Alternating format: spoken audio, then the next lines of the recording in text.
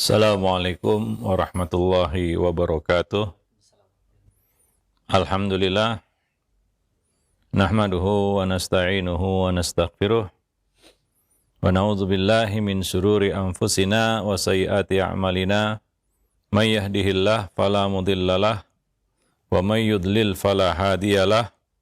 Asyhadu an la ilaha illallah wahdahu la syarikalah wa asyhadu anna Muhammadan abduhu wa rasuluh la nabiyya ba'dah wa ba'd. Para pemerhati roja, kaum muslimin dan muslimat, rahimani wa rahimakumullah. Pertama-tama kita bersyukur pada Allah Subhanahu wa taala atas nikmat dan karunia yang Allah limpahkan kepada kita semua. Pagi ini kita dapat bertemu kembali dalam kajian rutin dari buku Mencetak Generasi Rabbani.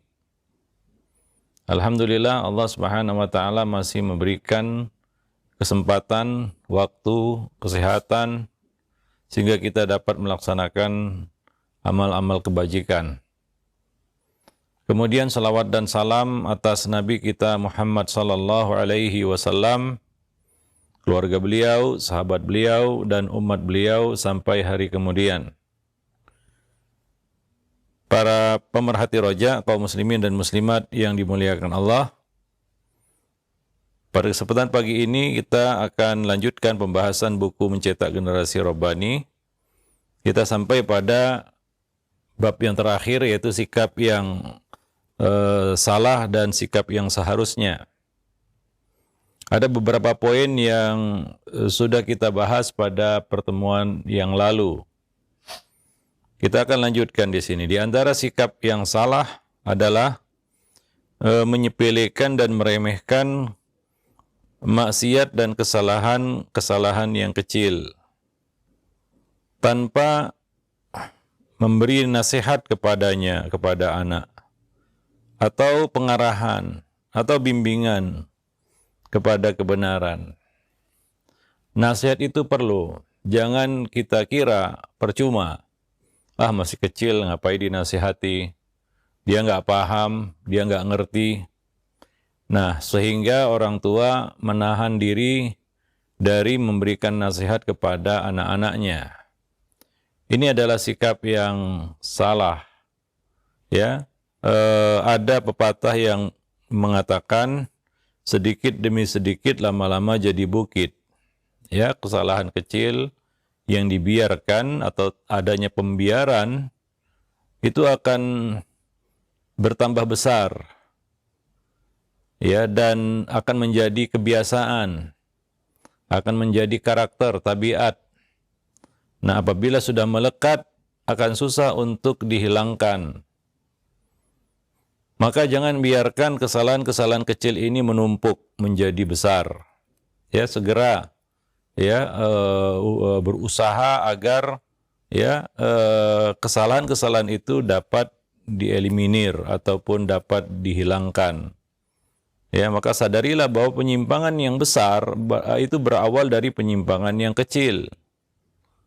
Ya, api yang besar itu berasal dari percikan yang kecil sehingga menjadi besar hingga mungkin bisa membakar.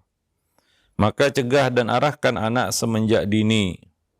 Apabila kita melihat penyimpangan yang mereka lakukan, walaupun terlihat remeh atau sepele, seperti misalnya berkata bohong, mengucapkan kata-kata yang keji, atau berperilaku kasar, dan yang semisalnya. Segera kita atasi itu. Ya, itulah yang harus kita lakukan, sikap yang seharusnya memberikan nasihat. Meskipun dalam hal-hal yang kecil, seperti yang dilakukan oleh Nabi Shallallahu Alaihi Wasallam ketika melihat Al-Hasan bin Ali mengambil kurma zakat yang ada di masjid. Nabi menghampirinya dan mengambil kurma itu dan meletakkannya kembali dan memberikan nasihat. Ya, memberikan nasihat. Ya, kita keluarga Muhammad tidak dibolehkan memakan harta sedekah atau harta zakat. Itu adalah kurma zakat. Ini adalah nasihat yang berisi ilmu. Nabi menyampaikannya kepada seorang bocah. Waktu itu Hasan bin Ali masih kecil. Mungkin sebagian orang tua ketika mendapati kondisi seperti ini, ya dia mungkin satu marah kepada anak itu atau mengusirnya tanpa memberikan pengarahan. Kenapa dia tidak boleh memakan kurma zakat itu? Ya, kenapa dia tidak boleh melakukan hal itu? Ya, nah demikian. Sehingga tidak ada ilmu yang dia dapat, pelajaran yang dia dapat dari larangan tersebut. Ya, kita mungkin hanya sekedar melarang tanpa memberikan argumentasi. Anak perlu argumen, sehingga dia tahu kenapa dia tidak boleh melakukan itu. Kenapa dia harus melakukan ini. Berilah argumen yang dapat dia terima. Ya tentunya dengan cara yang ya sesuai dengan kita katakan perkembangan akalnya. Mereka perlu nasihat. Anak-anak kita perlu nasihat. Misalnya dia berkata bohong. Ya, sebagian orang tua menyikapinya dengan memarahi anak itu. Ya, kemudian ya mungkin dengan kata-kata yang kadang-kadang merendahkan. Nah, ini sebenarnya tidak menyelesaikan masalah. Ya, si anak mungkin akan mengulangi kebohongan. Kalau yang kita lakukan hanya sekedar ya kita katakan melarang saja begitu ya. Ya, jelaskan, sebutkan, beri nasihat bahwa bohong itu tercela, ini itu akhirnya hingga dia tahu ya, sehingga dia mengerti kenapa dia tidak boleh bohong. Anak juga perlu alasan. Anak perlu argumentasi dari kita sehingga mereka mengerti ya. Kenapa orang tuanya melarangnya dari hal ini? Kenapa orang tuanya menyuruh dia melakukan ini? Tapi kadang-kadang itulah yang malas dilakukan oleh sebagian orang tua. Orang tua ingin misalnya anak melanggar sebuah larangan, dia ingin anak itu tidak melanggar larangan. Hanya sekedar itu. Tanpa memberikan ya pengarahan, bimbingan. Ya bahwa akibat dari melanggar itu ini. Dia perlu ilmu itu. Itulah nasihat. Itulah nasihat para pemerhati roja kaum muslimin dan muslimat yang dimuliakan Allah. Ya, bukan hanya dalam perkara-perkara yang besar, dalam perkara-perkara yang kecil juga. Ya, hendaknya setiap kesalahan yang dilakukan oleh anak itu segera ya diluruskan. Jangan dibiarkan, karena pembiaran itu yang akan membuat ya karakter ataupun kesalahan itu melekat menjadi tabiat. Ya, sebagaimana dikatakan bahwa Nabi memberikan pendidikan kepada anak mengikuti metode piramida terbalik. Artinya semasa dia kecil, pertumbuhan, perkembangan, ya itu tidak dikasih celah, runcing di bawah. Ketika dia di usia-usia kita katakan pertumbuhan, ya di mana disitulah kita akan membangun karakternya, kebiasaannya, sesuatu yang menjadi pondasi baginya, ya maka tidak dikasih celah, runcing. Nah, ketika seiring dengan semakin sempurnanya akalnya, maka dikasih ruang lebih luas lagi. Itu piramida terbalik, ya. Dikasih ruang yang lebih luas lagi. Kenapa? Karena dia sekarang sudah menjadi orang yang dewasa, ya,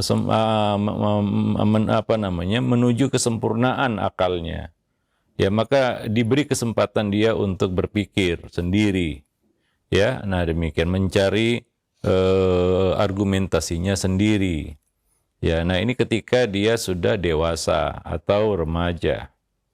Ya, hingga nggak tepat kalau orang tua mengatakan ketika anak sudah dewasa, kamu sudah besar, kenapa begini? Kamu sudah dewasa, kenapa begini? Ya, itu seolah-olah kita tidak memberikan pengarahan kepadanya di waktu kecil. Sehingga sampai dewasa, dia nggak tahu Ya, nah demikian. Wallahu alam bisawab. Sebagian terbalik ya. Ya, di masa kecil diberikan ruang seluas-luasnya. Pembiaran demi pembiaran. Nah, setelah dewasa baru dipersempit. Ya, baru dia runcing.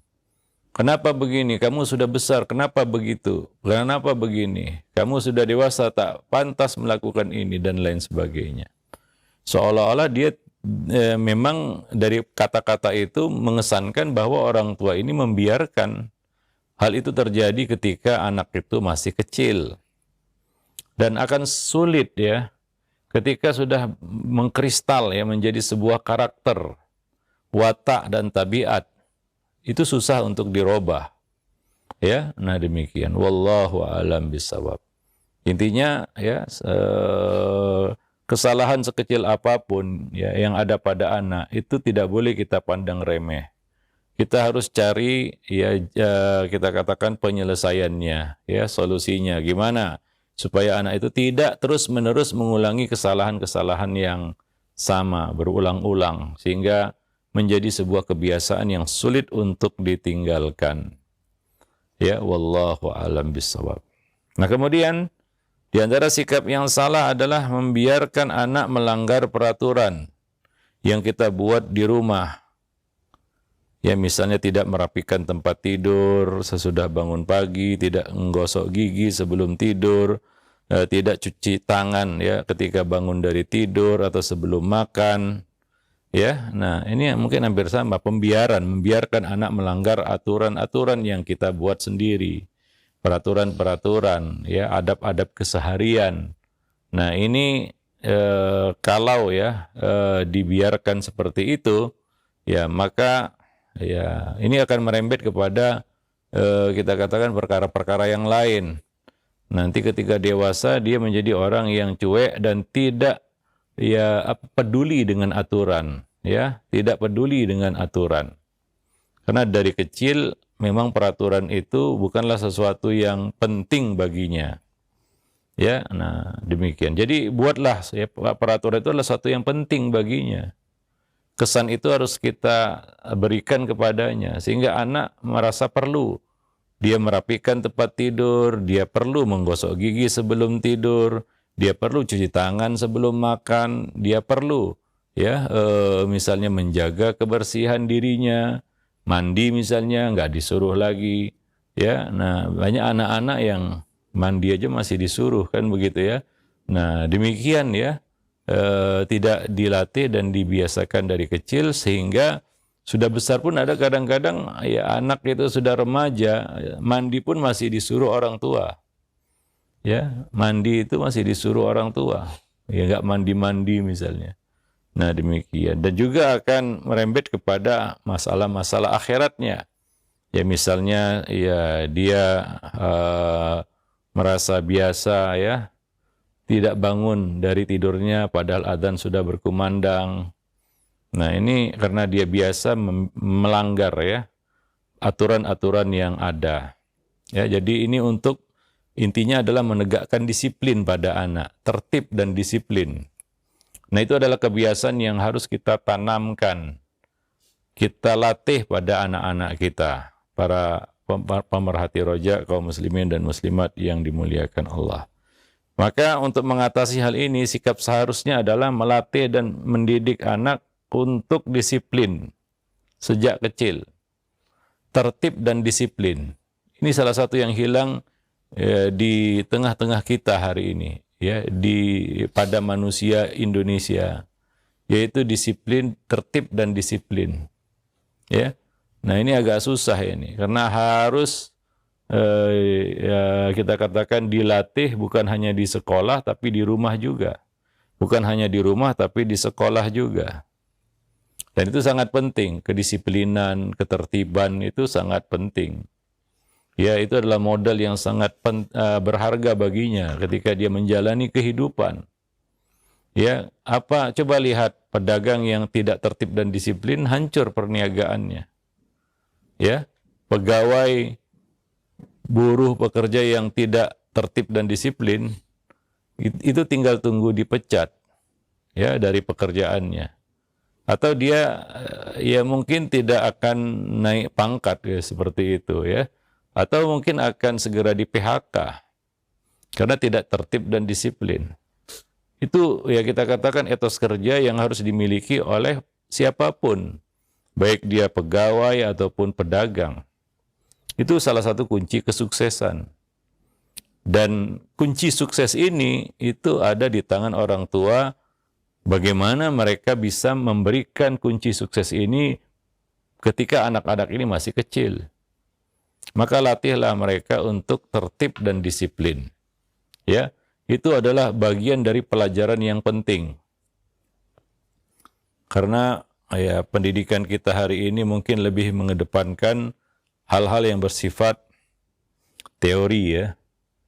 Materi-materi yang yang itu hanya tertulis di atas kertas. Ya, pelajaran-pelajaran yang kadang-kadang tidak bersentuhan langsung dengan kehidupan. Sementara yang bersentuhan langsung dengan kehidupan, adab, akhlak, ini semacam hilang ya dari dunia pendidikan kita. Padahal ini adalah satu yang penting.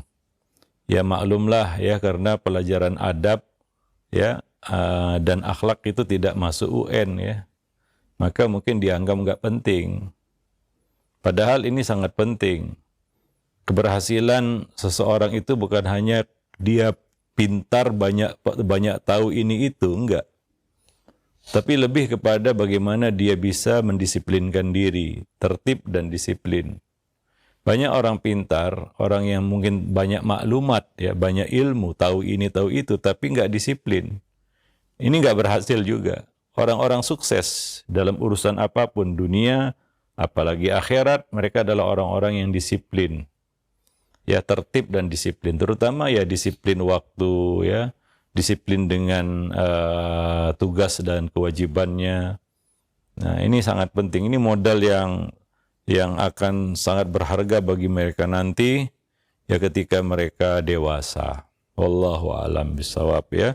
Jadi sejak kecil itu sudah dilatih untuk menaati peraturan ya. Ini perlu ya, karena menaati aturan ini kan kebiasaan juga. Ya, misalnya ya dia dilatih untuk mengerti tanggung jawab ya atas sesuatu yang diamanahkan kepadanya ya. Misalnya latih anak ya, disuruh untuk menutup pintu, dia tutup atau tidak. Ya kadang-kadang anak itu kan leler ya, lalai, lengah, ya dia biarkannya terbuka atau tidak terkunci, sehingga semalaman rumah tidak terkunci, padahal dia ditugaskan untuk itu. Nah ini ketiadaan disiplin ya, lemah tanggung jawab, ini perlu latihan semua ya. Nah nggak muncul begitu saja. Wallahu a'lam bishawab. Ya banyak orang tua yang mengeluhkan anaknya sangat cuek, tidak peduli ya. Ya dengan dengan apapun ya, bahkan dengan tugas-tugas penting yang diserahkan kepadanya. Ya ini ya tentunya mungkin ya karena kurangnya ya penanaman adab dan akhlak itu pada anak. Wallahu a'lam bishawab. Taib. Nah, membiarkan dan mendiamkan mereka tatkala melanggar peraturan itu akan menumbuhkan sikap cuek pada dirinya. Tidak disiplin dan tidak tertib, ya. Dan kadang-kadang ya dia abai terhadap dampak atau akibat buruk yang mungkin terjadi karena ketidakdisiplinannya. Ya, mungkin waktu kecil dia tidak menyesal. Tapi ketika dia dewasa, dia mendapatkan akibat dari ketidakdisiplinannya, mungkin dia akan menyesal. Banyak keburukan-keburukan yang akan menimpa dirinya karena sikap ketidakdisiplinan tadi, ketidaktertiban tadi.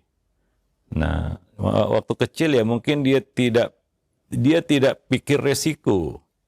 Dia tidak lihat risiko karena mungkin bagi seorang anak ya dia merasa nggak perlu repot-repot memikirkan resiko dari apa yang dia lakukan. Seperti anak kecil megang listrik, dia nggak ngerti apa akibat dari yang dia lakukan itu. Nah, kalau itu sudah muncul dari kecil, maka ketika dia dewasa, dia melakukan itu dan dia mendapatkan konsekuensi ya, dari kekeliruannya itu, ya, misalnya dari ketidakdisiplinannya, mungkin dia akan menyesal. Ya, nah demikian. Maka bekali anak dengan hal ini. Kemudian kita lanjutkan yang terakhir, poin terakhir di dalam bab ini, yaitu sikap yang salah. Di antaranya adalah menuntut anak agar sempurna atau bersikap seperti layaknya orang dewasa. Nggak ada kesempurnaan. Kadang-kadang ya kita harus memberikan toleransi kepada anak. Ya, mungkin dia baik di satu sisi, kurang di sisi yang lainnya. Maka kita harus menerima kekurangannya di sisi yang lain. Ya, jangan menuntut kesempurnaan. Ya, seolah-olah anak itu dituntut jadi malaikat gitu ya. Dan kesalahannya sangat tidak bisa ditolerir. Seolah-olah seperti itu. Ya, nah demikian. Ya memang kita harus memberikan nasihat, bahkan mungkin berkali-kali. Ya, tapi sebagian orang tua kadang-kadang menuntut anak ini ya sempurna begitu ya. Ya, nggak boleh mengulangi kesalahan. Ya, itu kadang-kadang tidak mungkin. Namanya anak dengan segala keterbatasannya. Kadang-kadang kesalahan yang sama dia ulang-ulang, kan begitu ya. Nah, jadi jangan menuntut kesempurnaan pada anak. Anak rajin, misalnya, ya kadang-kadang nggak bisa dia kita katakan seperti yang kita inginkan dalam semua sisi. Nah, ini mungkin dia rajin ke masjid, tapi baca Qurannya agak kurang, kan begitu ya. Nah, dia rajin baca Quran, tapi agak malas-malasan bangun misalnya. Ya susah ya kita menuntut kesempurnaan pada seseorang, karena tidak ada orang yang sempurna, apalagi itu anak-anak. Ya, nah demikian. Nah, ini yang harus disadari oleh orang tua. Ya, inginnya orang tua, keinginan kita, harapan kita, ya tentunya seperti itu, sempurna. Tapi kadang-kadang itu tidak bisa diwujudkan dalam kehidupan nyata. Karena nggak ada manusia yang sempurna. Manusia dewasa aja nggak bisa sempurna, apalagi anak-anak. Ya, nah dengan segala keterbatasannya, maka kita harus memaklumi ya sisi-sisi yang mungkin dia kurang. Sebagaimana kita puas di sisi-sisi di mana dia itu betul-betul berprestasi atau seperti yang kita inginkan. Nah, demikian. Wallahu a'lam bishawab. Ya, sebenarnya itulah tugas orang tua, ya, berusaha untuk memperbaiki, minimalisir, ya, mengecilkan sebisa mungkin kesalahan-kesalahan yang dia lakukan, menutupi kekurangan-kekurangan yang dimilikinya. Kalaulah anak itu sempurna, ya, untuk apa kita mendidiknya lagi, ya. Nah, demikian. Bukankah dia hadir ke dunia dengan kejahilan? Maka orang tua yang berkewajiban untuk memberikan ilmu. Nah, jadi jangan menuntut kesempurnaan pada anak, ya, karena kadang kita yang akan kecewa nantinya ketika anak itu tidak seperti yang kita harapkan, ya, kita kecewa berat hingga akhirnya dengan kekecewaan, ya, yang mungkin sangat besar itu kita, ya, bisanya cuma marah-marah aja sama anak, ya, anak melakukan kesalahan sedikit saja langsung marah-marah, karena kita tidak bisa menerima kesalahannya, kekeliruannya, kekurangannya, ya. Nah demikian. Jadi tugas orang tua sebenarnya untuk mengurusi sisi lemah, kurang pada anak itu. Ya, jangan menuntut sempurna. Wallahu a'lam bishawab. Ya, sebagaimana kalau dibalik, sebenarnya kalau anak itu bisa nuntut, kita dituntut untuk jadi orang tua yang sempurna, ayah yang sempurna, ibu yang sempurna, angkat tangan juga kita. Ya, nah karena dia nggak bisa nuntut aja, ya maklumlah dia kan anak-anak. Tapi kalau dia bisanya tahu lah ya, mengerti bagaimana orang tua itu seharusnya, bagaimana ayah itu seharusnya, bagaimana ibu itu seharusnya, dia menuntut kesempurnaan pada kita, kita juga tidak bisa melakukannya. Nah demikian. Wallahu alam bisawab. Artinya kita juga ada banyak kekurangan-kekurangan sebagai orang tua. Nah di sinilah pentingnya kita menyadari hal tersebut. Ya sehingga kita bisa mengatasi masalah anak itu satu demi satu. Ya pelan-pelan. Ya tahap demi tahap. Ya itulah pendidikan tarbiyah yang akan membawanya kepada tingkat kesempurnaan yang lebih baik lagi. Ya, ya macam-macam ya puncak kesempurnaan seseorang. Yang jelas dia tidak akan bisa menjadi yang sempurna. Tapi mendekati kesempurnaan itu masing-masing orang berbeda. Wallahu alam bisawab. Kemudian juga menuntut anak agar bersikap seperti layaknya orang dewasa. Ya, kadang-kadang orang tua bicara kepada anak-anak, apalagi basuta, seperti dia bicara kepada orang dewasa. Yang mana anak ini harus mengerti, harus memahami, harus menalar, ya, dan tuntutan-tuntutan lain yang biasa kita minta dari orang dewasa. Anak ini belum dewasa, ya masih kanak-kanak. Anak yang sudah dewasa aja itu kita perlu juga menyikapinya dengan tepat. Ya supaya dia bisa memahami. Kita orang tua beda ya daya kita katakan cara pandangnya dengan anak muda atau orang yang baru dewasa. Kita kan sudah banyak makan asam garam istilahnya. Ya kita mungkin lebih paham karena kita ditempa dengan pengalaman. Kata orang pengalaman itu guru yang paling baik. Itu yang belum didapatkan oleh anak. Kadang-kadang dia melakukan kekeliruan karena kurang pengalaman. Ya, maka menuntut anak agar bersikap seperti layaknya orang dewasa di luar dari dari umurnya. Nah, ini akan membebaninya. Ya. Nah, sikap seharusnya adalah pahamilah bahwa anak itu bukan miniatur orang dewasa. Anak-anak tetap anak-anak yang memiliki dunia sendiri yang berbeda dengan dunia orang dewasa. Intinya adalah janganlah ya kita orang tua keterlaluan dalam mengekang anak. Ya sehingga sepertinya nggak ada ruang baginya ya untuk jadi anak-anak ya gembira, bahagia begitu ya. Ya salah pun ya namanya anak bisa dimaklumi kesalahannya ini sangat tidak bisa dimaklumi padanya. Kesalahan yang dilakukannya. Nah ini kan membebaninya akhirnya. Ya, nah demikian. Apalagi orang tua yang mengekang anak sehingga tidak diberi ya kesempatan untuk bermain. Anak itu dunianya bermain ya. Bermain itu dunia anak memang. Ya, maka berilah ya kepada mereka ya hak mereka itu. Bahkan kita orang tua harus mendampingi mereka, ikut bermain bersama mereka seperti yang dilakukan oleh Nabi SAW. Ya, bukan melarangnya bermain. Kadang-kadang orang tua itu kan perfeksionis ya, menuntut anak itu belajar ya dari subuh sampai subuh lagi begitu ya. Ya, ini itu dikekang sedemikian rupa sehingga kasihan itu anak. Seperti kata orang, kecil nggak bahagia, ya sudah tua sengsara pula, kan begitu ya. Nah kita kan nggak mau juga seperti itu. Dulu kita waktu kanak-kanak kan coba lihat, ya waktu bermain itu adalah waktu yang paling istimewa.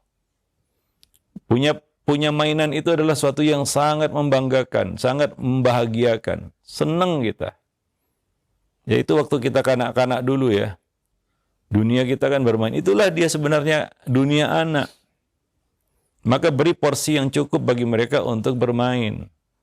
Jangan menyikapi mereka seperti layaknya dia orang dewasa. Ya, yang harus berpikir dewasa ini itu dan memikirkan ini dan itu. Belum waktunya dia seperti itu. Ya. Nah, diskusi dengan anak-anak juga berbeda.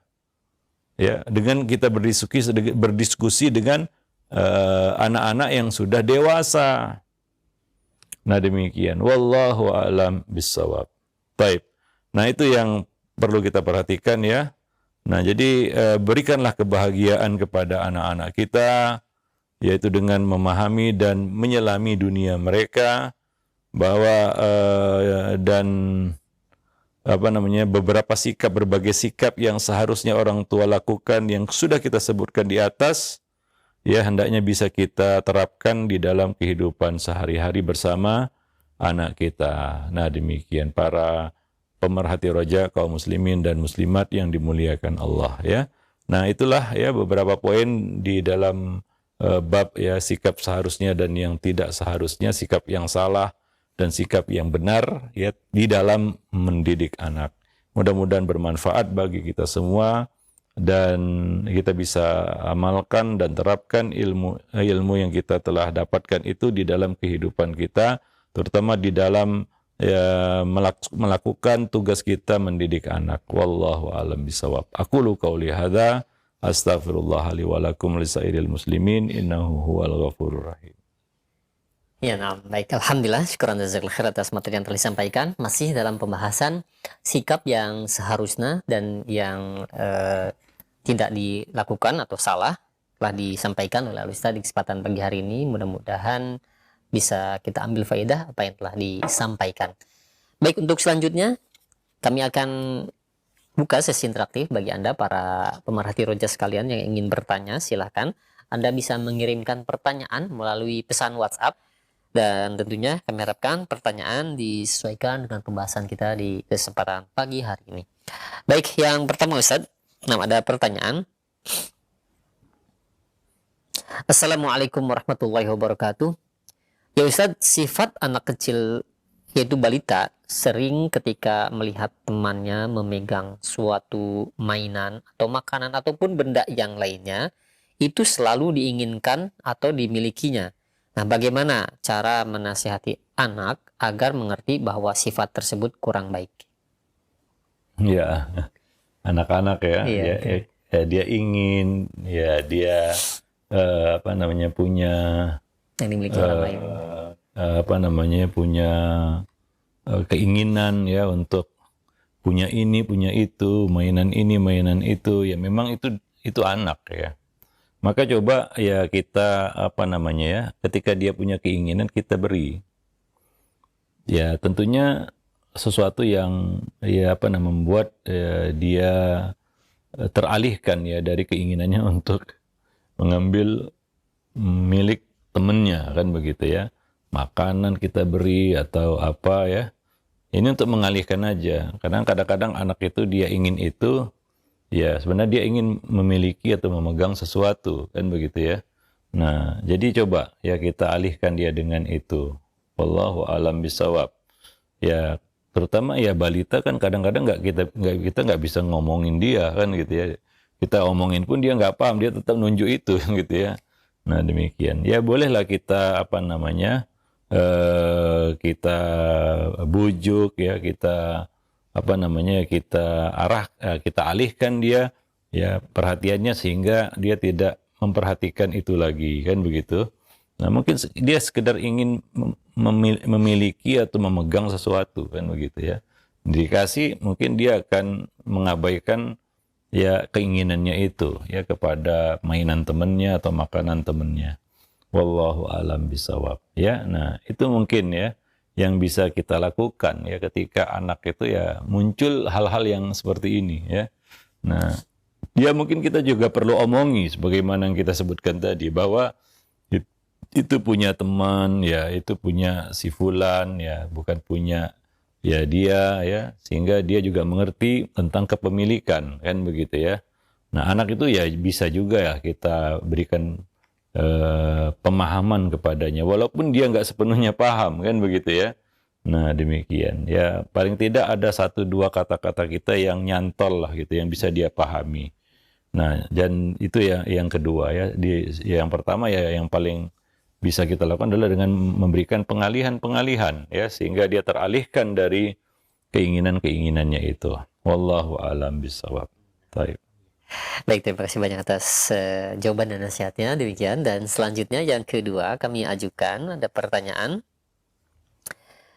Ya Ustaz, saya ingin ketika anak liburan berada di rumah, karena anak selama ini di pondok, yaitu menerapkan disiplin dengan apa yang sedikit banyaknya seperti yang ada di pondok.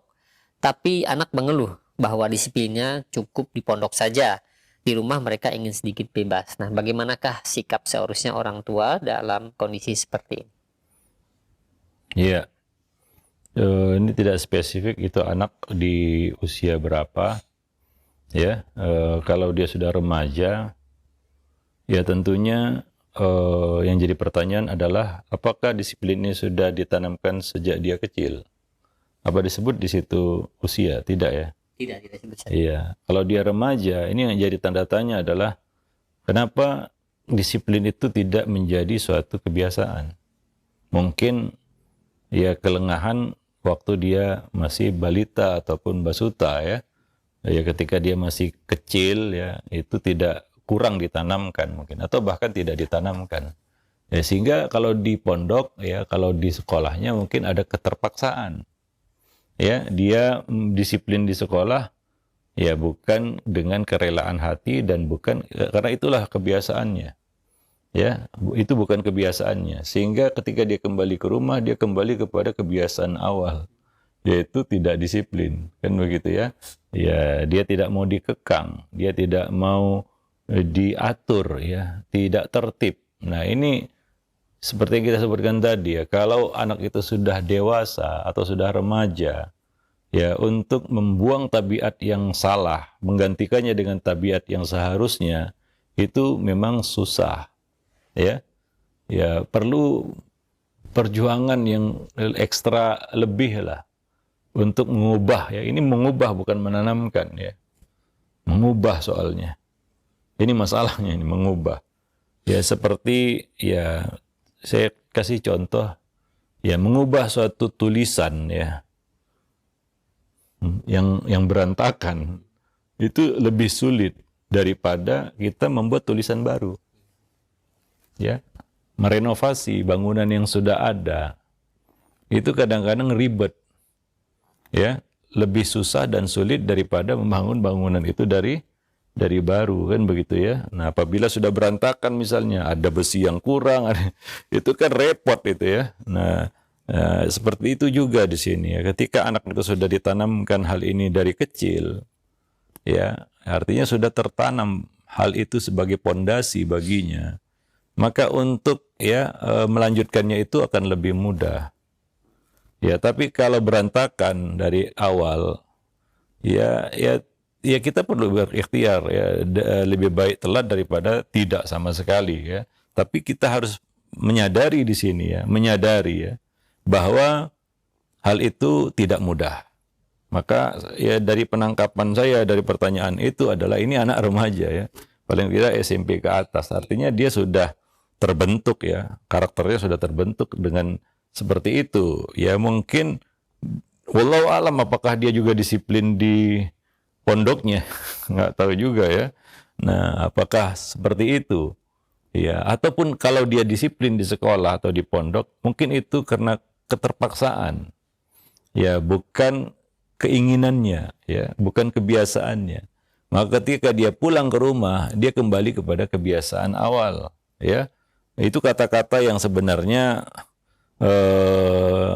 pengalihan saja. Misalnya kata cukup di sekolah aja lah, di rumah nggak ya. Sebenarnya dia ingin kembali kepada kebiasaannya. Ya itulah kebiasaannya sebenarnya. Itulah yang dia suka. Itulah gayanya kan begitu ya. Itu yang menjadi karakternya. Ya, yaitu tidak disiplin, ya tidak tertib, ya tidak tidak peduli ya, tidak care dengan yang namanya aturan dan peraturan. Wallahu alam bisawab ya. Nah demikian. Nah kalau yang ditanya ini anak-anak kecil ya, rata-rata kan anak kecil belum dipondok ya, belum dipondokkan, dan kita tidak merekomendasikan anak-anak kecil basuta itu dipondokkan. Ya, nah demikian. Karena betul-betul ya anak-anak itu ya basuta ya bawah 10 tahun ya itu memang orang tua yang harus meraciknya sendiri. Artinya bagaimana anak ini ke depannya itu tergantung kepada racikan orang tua di usia-usia krusial itu. Wallahu alam bisawab. Ya, itu yang saya tangkap dari pertanyaan tersebut ya. Nah, jadi yang ditanya mungkin anak remaja yang sudah atau pra remaja yang memang sudah terbentuk karakternya, kebiasaannya ya seperti itu. ingat para orang tua, mengubah kebiasaan itu nggak mudah. Kalaulah kita susah mengubah kebiasaan kita, sama aja sebenarnya orang lain juga. Anak kita juga, ya. Nah, kita yang sudah punya kebiasaan lah, yang sebenarnya berantakan, nggak baik dan perlu diluruskan. Apa dengan mudah kita merubah kebiasaan itu? Apalagi ini sudah berakar istilahnya. Ya, nah itu akan susah. Ya, wallahu alam bisawab. Anak yang sudah biasa bohong dari kecil hingga remaja dan dewasa dia bohong. Ketika remaja dan dewasa baru kita mau ubah itu, mau kita gantikan dengan jujur, itu susah. Enggak sesusah kita menanamkan kejujuran padanya di waktu kecil. Ya, nah, enggak dilarang bohong pun enggak jadi masalah. Kenapa? Karena yang kita tanamkan adalah jujur. Jujur itu lawan dari bohong. Ya. Nah, demikian juga kebiasaan disiplin dengan tidak disiplin. Enggak kita larang dia, kita tidak larang dia untuk berantakan. Ketika kita menanamkan dia disiplin, otomatis dia akan disiplin. Ya, nah demikian. Wallahu a'lam bishawab. Ya, nah demikian. Taib. Baik, syukran jazakallahu khair atas jawaban Ustaz demikian, dan selanjutnya kami ajukan kembali. Nah, ada pertanyaan dari Ummu Hafid yang berada di Bekasi dan penanya yang lainnya. Ya Ustaz, bagaimana melatih kemampuan fokus kepada anak yang usia 5 tahun dan kita mulai mengerjakan hal-hal yang positif, perilaku positif itu dimulai umur berapa Ustaz bagusnya? Dari kecil ya, ketika anak itu sudah mumayyiz, usia tamyiz, artinya usia di mana dia sudah bisa diajak berkomunikasi ya. Fahmul khitab wa raddul jawab. Dia memahami kata-kata kita dan dia bisa memberikan jawaban atas pertanyaan kita. Itu sudah dimulai sebenarnya. Disinilah ya komunikasi itu harus segera dimulai ya dari orang tua kepada anak ya. Banyak yang perlu kita komunikasikan kepada anak. Nah, ketika dia sudah sampai usia tamyiz, berbeda-beda ya. Ada ya anak itu 3 tahun sudah kayaknya apa namanya ya respon ya. Ya ada yang ya lebih dari itu, ada yang kurang dari itu juga ya. Tergantung ya anaknya juga kan begitu ya. Karena berbeda-beda itu karunia Allah Subhanahu Wa Taala. Sebagaimana usia balik juga berbeda-beda. Ya, bergantung kepada banyak hal, misalnya gizi, cara ya hidup dan lain sebagainya. Nah, demikian juga usia tamyiz ini. Macam-macam ya, kita gak bisa sebut angkanya. Kalau kita sebut angkanya 5 misalnya, ada yang 4 tahun sudah mumayyiz ya.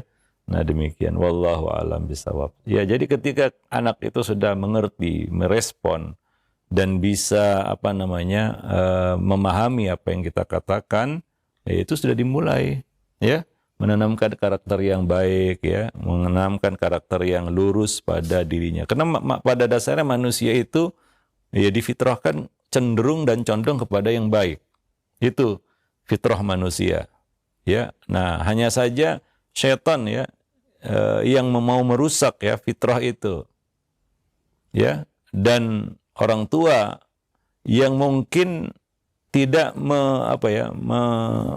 membangkitkan ya fitrah itu atau menajamkan fitrah itu. Anak sebenarnya ya dia itu condong dan cenderung kepada jujur.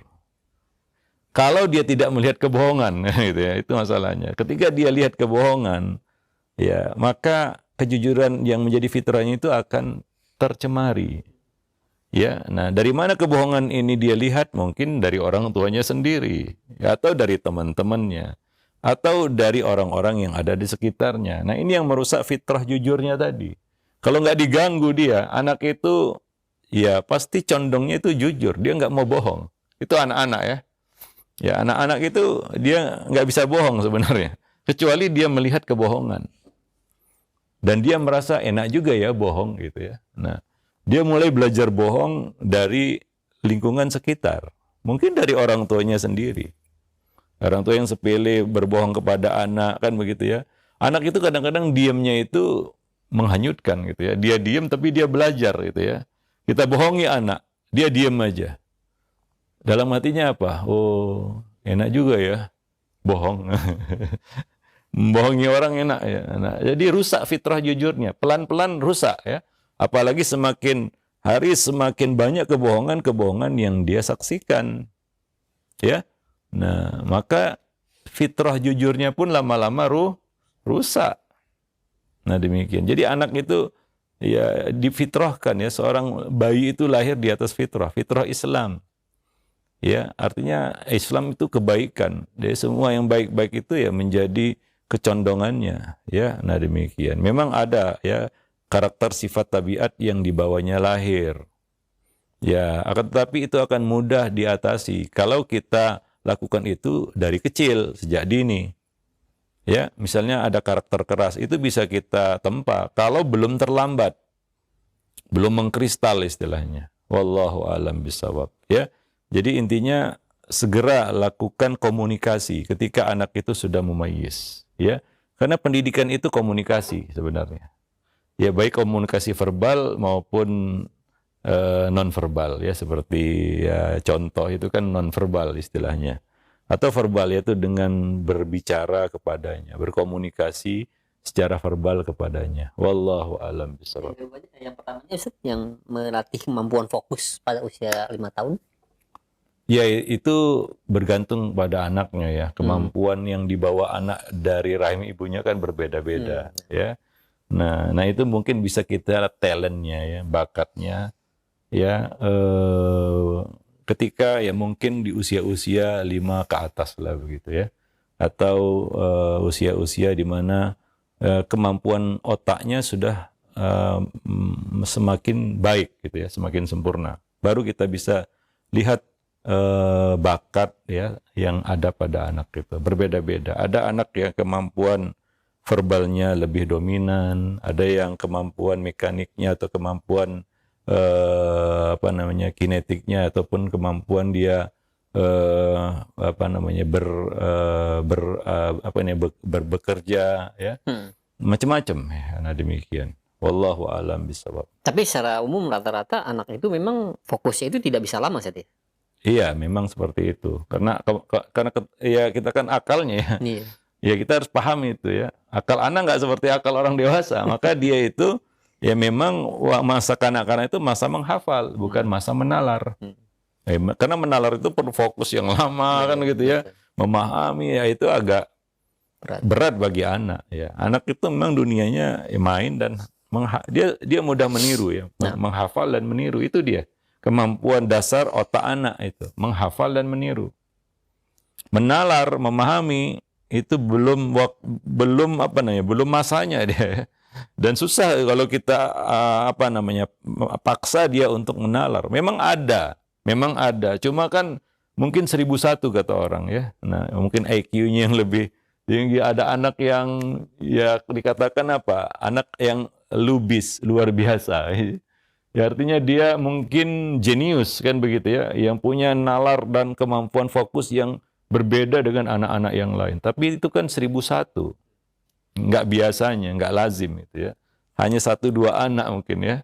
Ya, bahkan di antara 1 juta anak mungkin belum tentu ada 1 seperti itu kan begitu. Wallahu alam. Tapi kemampuan dasarnya sama, yaitu apa? Meniru dan menghafal.